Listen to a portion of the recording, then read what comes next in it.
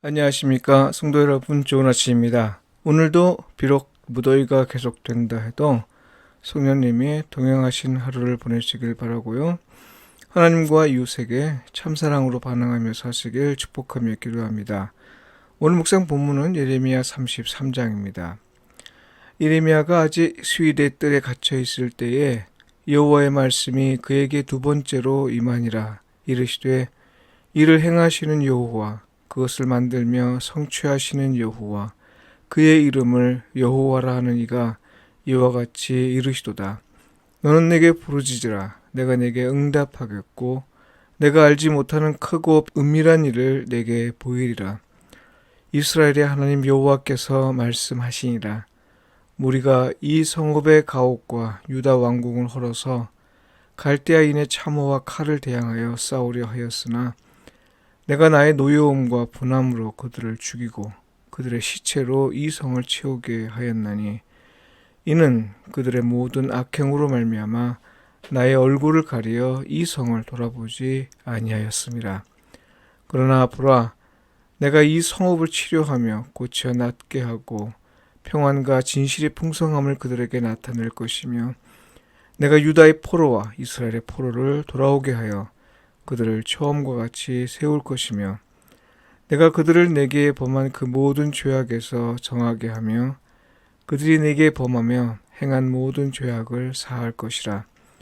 이 성읍이 세계 열방 앞에서 나의 기쁜 이름이 될 것이며 찬송과 영광이 될 것이며, 그들은 내가 이 백성에게 베푼 모든 복을 들을 것이요 내가 이 성읍에 베푼 모든 복과 모든 평안으로 말미암아 두려워하며 떨리라. 여호와께서 이와 같이 말씀하시니라. 너희가 가리켜 말하기를 황폐하여 사람도 없고 짐승도 없다 하던 여기 곧 황폐하여 사람도 없고 주민도 없고 짐승도 없던 유다 성읍들과 예루살렘 거리에서 즐거워하는 소리, 기뻐하는 소리, 신랑의 소리, 신부의 소리와 및 만군의 여호와께 감사하라. 여호와는 선하시니 그 인자하심이 영원하다 하는 소리와 여호와의 성전에 감사제를 드리는 자들의 소리가 다시 들리리니, 이는 내가 이 땅의 포로를 돌려보내어 지난 날처럼 되게 할 것임이라. 여호와의 말씀이니라. 만군의 여호와께서 이와 같이 말씀하시니라.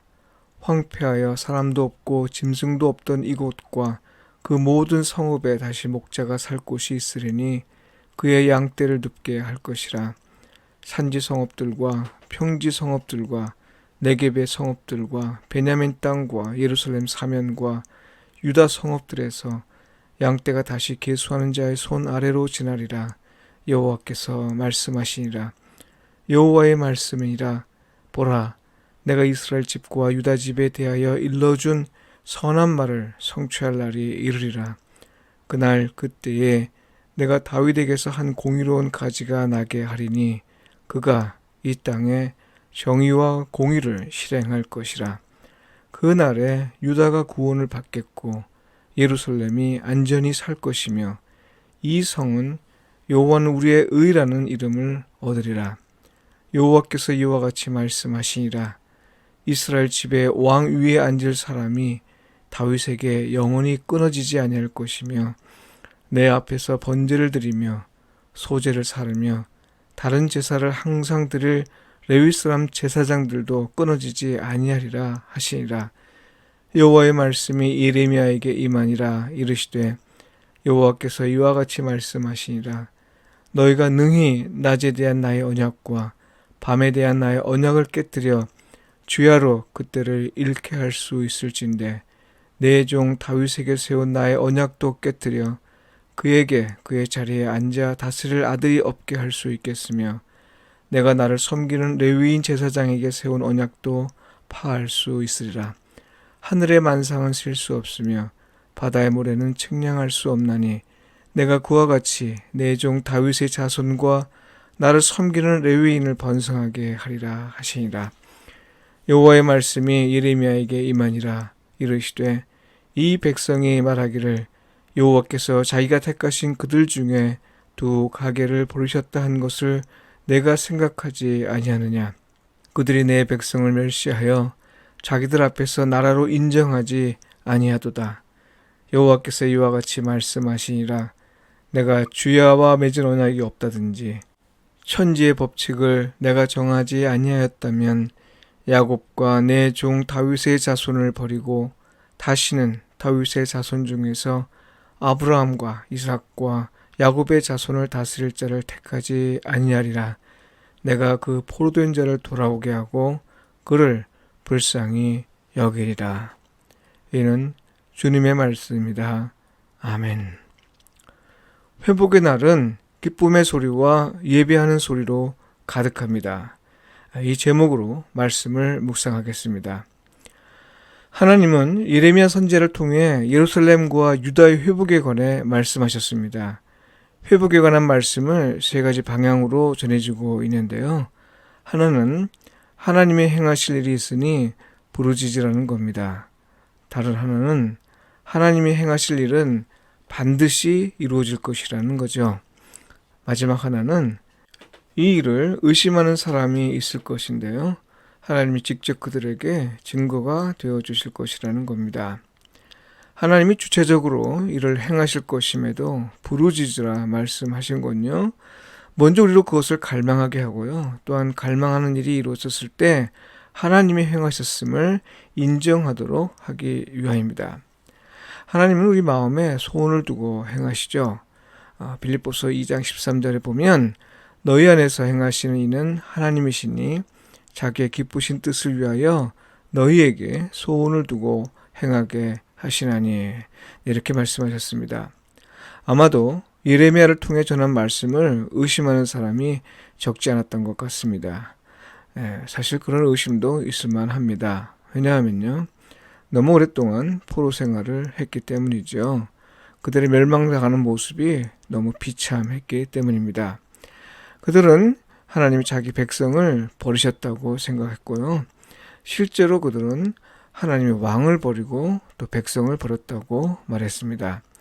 그러나 하나님은 거듭 반복해서 당신의 언약을 반드시 이루실 것을 말씀하셨습니다. 하나님이 언약을 파괴하는 일은 없을 것이며 또한 누구도 그 일이 이루어지는 걸 방해하지 못한다고 말씀하십니다. 나라의 회복에 대한 하나님의 의지가 얼마나 강하고 또 확실한지 본문을 통해 어느 정도 엿볼 수 있죠. 그런데 여러분, 회복과 더불어 어떤 일이 일어날 것인가에 대해서도 말씀하셨는데요. 더는 희망할 수 없는 곳, 누구나 절망할 수밖에 없는 상황인 그곳, 바로 그곳에서 하나님이 일하실 것이며 그 일로 인해 사람들이 기뻐하는 소리가 있을 것이다. 그리고 하나님을 찬양하며 예배하는 소리로 가득할 것이다. 이렇게 말씀하셨습니다. 회복의 의미는 단순한 수의 증가나 재산의 증가나 성공이 아닙니다. 그건 하나님이 행하신 일로 인해 기뻐하는 것이고요. 또한 하나님을 참으로 예배하는 것입니다. 공동체가 함께 기뻐하지 않는다면요. 예컨대 부자만 기뻐하든지 권력 있는 자만 기뻐하든지 신분과 지위가 높은 사람만 기뻐하든지 지식과 재능이 있는 사람들만 기뻐하는 곳에서는요. 결단코 하나님의 회복을 말할 수 없습니다. 또한 성도 여러분, 하나님을 예배하지 않는 곳에서도 회복을 말할 수 없습니다. 그곳이 아무리 아름답고 화려하고 풍요로움이 넘쳐도요. 만일 그곳에서 하나님과 사람의 진심으로 반응하지 않는다면요. 다시 말해서 예배하지 않는다면요. 하나님의 회복을 말할 수 없습니다. 하나님의 행하신 회복이 아니라면 그건 무엇이겠습니까? 그렇죠. 사단의 유혹인 거죠. 자기를 섬기는 조건으로 예수님에게 보여주었던 화려한 영광인 거죠. 보암직스럽고 먹음직스럽고 지혜롭게 할 만큼 탐스럽게 보인 그러나 하나님에게서 멀어지게 만드는 선악과인 거죠. 성도 여러분, 우리는 회복을 원하고 갈망합니다. 그러나 회복을 원하고 갈망할수록 기억해야 합니다. 하나님의 회복에는 모두가 기뻐하는 소리가 있다는 거죠. 특정인만 기쁘고 그 기쁨이 공유되지 않는 곳은요. 하나님의 약속이 성취되는 곳이 아닙니다. 하나님을 예배하는 소리가 아니라 사람을 높이는 소리가 있는 곳은요, 하나님의 약속이 성취되는 곳이 아닙니다. 기도드리겠습니다. 이를 행하시며 그 일을 성취하신 하나님, 이 땅의 황무함을 보소서. 분열과 갈등으로 가득한 이 땅과 한국교회를 보소서. 긍휼히 여기시어 하나님의 사랑으로 회복하게 하소서. 그리하여 우리의 기쁨이 충만하게 하시고 하나님을 예배하는 교회, 하나님을 두려워하는 나라가 되게 하소서. 아멘.